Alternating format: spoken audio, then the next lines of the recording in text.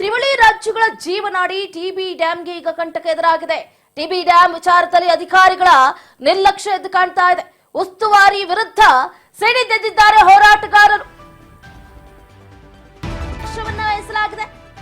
ಉಸ್ತುವಾರಿ ವಿರುದ್ಧ ಸಿಡಿದೆದ್ದಿದ್ದಾರೆ ಹೋರಾಟಗಾರರು.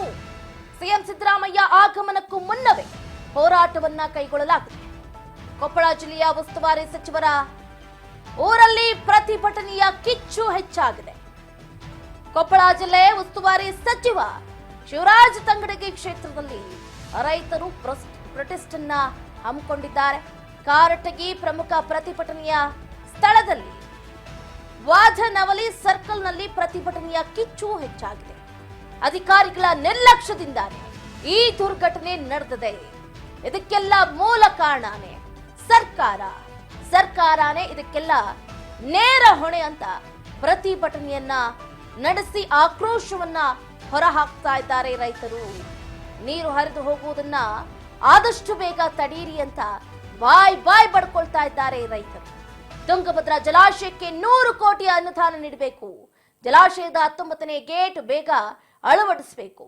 ಜಲಾಶಯಕ್ಕೆ ಹರಿದು ಹೋಗುವ ನೀರನ್ನ ಆದಷ್ಟು ಬೇಗ ತಡಿಬೇಕು ಅಂತ ರೈತರು ಪ್ರತಿಭಟನೆಯನ್ನ ನಡೆಸ್ತಾ ಇದ್ದಾರೆ. ಆ ಪ್ರತಿಭಟನೆಯ ದೃಶ್ಯಗಳನ್ನ ನೀವು ಕೂಡ ಸ್ಕ್ರೀನ್ ಮೇಲೆ ಗಮನಿಸ್ತಾ ಇದ್ದೀರಿ.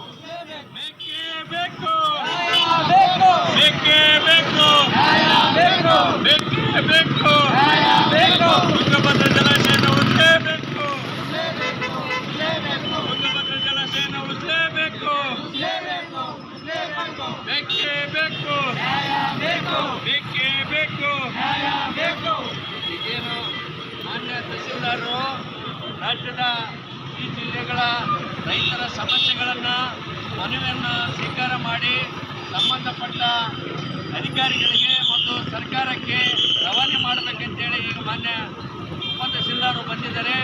ಮತ್ತು ಬಂದಿರತಕ್ಕಂಥ 21 ಮತ್ತು ಎಡವಾಗಿರ್ತಕ್ಕಂಥ ನಾಗಪ್ಪನವರು ಕೂಡ ಬಂದಿದ್ದಾರೆ.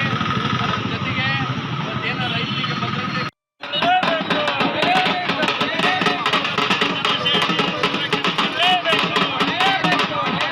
ತುಂಗಭದ್ರಾ ಜಲಾಶಯ ಸಮಸ್ಯೆಗಳನ್ನು ನೀಗಿಸಲೇಬೇಕು.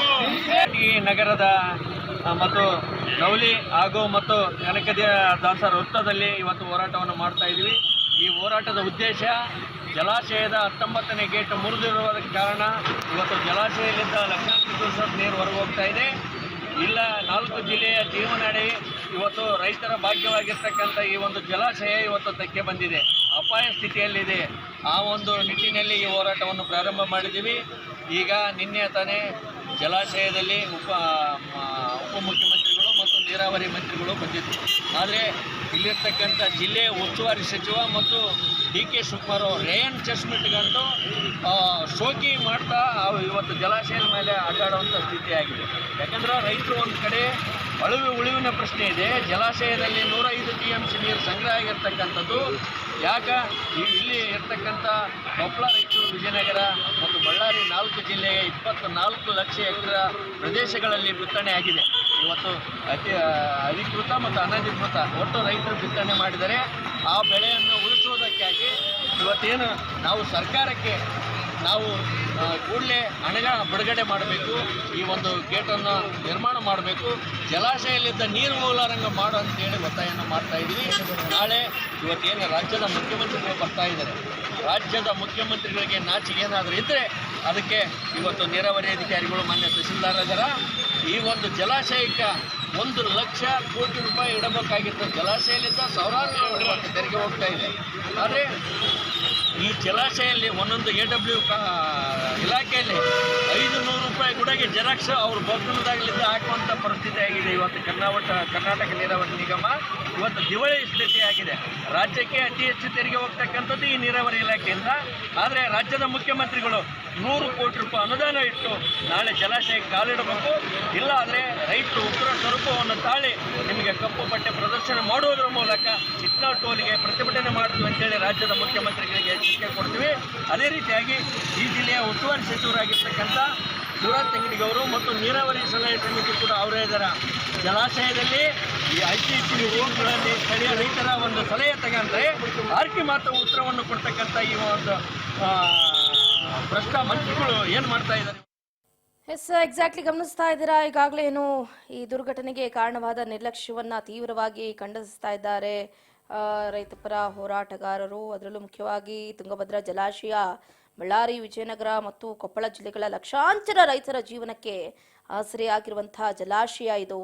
ಇದರ ನೀರನ್ನ ಒಂದು ಕೃಷಿಗೆ ಬಳಸಿದ್ರೆ ಮತ್ತೊಂದು ಕುಡಿಯುವ ನೀರಿಗೆ ಹೆಚ್ಚಾಗಿ ಬಳಸಲಾಗ್ತಾ ಇತ್ತು. ಇದರಿಂದಾಗಿ ಸಾವಿರಾರು ಜನ ಜೀವನವನ್ನ ಕಟ್ಕೊಂಡಿದ್ರು. ಈಗ ಜಲಾಶಯದ 19ನೇ ಗೇಟ್ನ ಚೈನ್ ಲಿಂಕ್ ಕಟ್ಟಾಗಿರೋದಕ್ಕೆ ಸರ್ಕಾರ ಮತ್ತು ಅಧಿಕಾರಿಗಳ ದಿವ್ಯ ನಿರ್ಲಕ್ಷ್ಯವೇ ಕಾರಣ ಎನ್ನಲಾಗ್ತಾ ಇದೆ. ಯಾಕಂದ್ರೆ ಪ್ರತಿ ವರ್ಷ ಜಲಾಶಯಕ್ಕೆ ನೀರು ಬರುವ ಮುಂಚಿತವಾಗಿಯೇ ಅದರ ಪರಿಸ್ಥಿತಿ ಬಗ್ಗೆ ನಿಗಾ ವಹಿಸಬೇಕು. ಪ್ರತಿಯೊಂದು ಘಟಕವನ್ನು ಕೂಡ ಸೂಕ್ಷ್ಮವಾಗಿ ಪರೀಕ್ಷೆ ಮಾಡಬೇಕು. ಏನಾದರೂ ಸಮಸ್ಯೆ ಕಂಡು ಬಂದಿದ್ದೇ ಆದಲ್ಲಿ ಅದನ್ನ ಸರಿಪಡಿಸೋದಕ್ಕೆ ಗಂಭೀರವಾದಂತಹ ಪ್ರಯತ್ನವನ್ನ ಕೈಗೊಳ್ಳಬೇಕಾಗಿತ್ತು. ಆದರೆ ಈ ರೀತಿಯ ದುರ್ಘಟನೆಗಳು ನಿಜಕ್ಕೂ ಕೂಡ ಒಪ್ಕೊಳ್ಳೋದಕ್ಕೆ ಸಾಧ್ಯನೇ ಇಲ್ಲ. ಅವರೆಲ್ಲ ಮೊದಲೇ ಮುಂಜಾಗ್ರತಾ ಕ್ರಮಗಳನ್ನ ಕೈಗೊಂಡಿದ್ರೆ ಈ ರೀತಿಯಾದಂತಹ ಘಟನೆಗಳು ಎಲ್ಲಿ ಸಂಭವಿಸ್ತಾ ಇತ್ತು? ಸಾಧ್ಯನೇ ಇರ್ತಿರ್ಲಿಲ್ಲ. ಆದರೆ ಇದಕ್ಕೆ ಬೇಕಾಗಿರುವಂತಹ ಯಾವುದೇ ರೀತಿಯ ಪರೀಕ್ಷೆಗಳು ಕೂಡ ನಡೆದೇ ಇಲ್ಲ ಅನ್ನೋದು ಈಗ ಒಂದು ಅನುಮಾನವನ್ನ ಹುಟ್ಟು ಹಾಕ್ತಾ ಇದೆ. ಈ ದುರ್ಘಟನೆಯಿಂದ ಸಂಭವಿಸಬಹುದಾದಂತಹ ಪ್ರಾಣಹಾನಿಯಾಗಲಿ, ಬೆಳೆ ನಷ್ಟ ಸೇರಿದಂತೆ ಇತರ ಎಲ್ಲಾ ರೀತಿಯ ಅನಾಹುತಗಳನ್ನ ಈಗ ಸರ್ಕಾರದ ಮೇಲೇನೆ ರೈತರು ಹಾಕ್ತಾ ಇದ್ದಾರೆ. ಸಂಪೂರ್ಣ ನಷ್ಟವನ್ನ ಸರ್ಕಾರನೇ ಭರಿಸಬೇಕು, ಇಲ್ಲದೇ ಇದ್ರೆ ದೊಡ್ಡ ಮಟ್ಟದ ಹೋರಾಟಕ್ಕೆ ಸಿದ್ಧರಾಗ್ತೀವಿ ಅಂತ ರೈತಪರ ಹೋರಾಟಗಾರರು ಮಾತಾಡ್ತಾ ಇದ್ದಾರೆ. ಜೊತೆಗೆ ಆದಷ್ಟು ಬೇಗ ಜಲಾಶಯದ ನೀರು ವ್ಯರ್ಥ ಆಗದೆ ಇರೋ ರೀತಿ ನದಿ ಪಾಲಾಗದಂತೆ ಎಚ್ಚರವನ್ನ ವಹಿಸಿ ಕಟ್ಟಾಗಿರುವ ಚೈನನ್ನ ಸರಿಪಡಿಸಬೇಕು ಅಂತ ಈಗಾಗಲೇ ರೈತ ಪರ ಹೋರಾಟಗಾರರು ಹೇಳ್ತಾ ಇರುವಂತದ್ದು.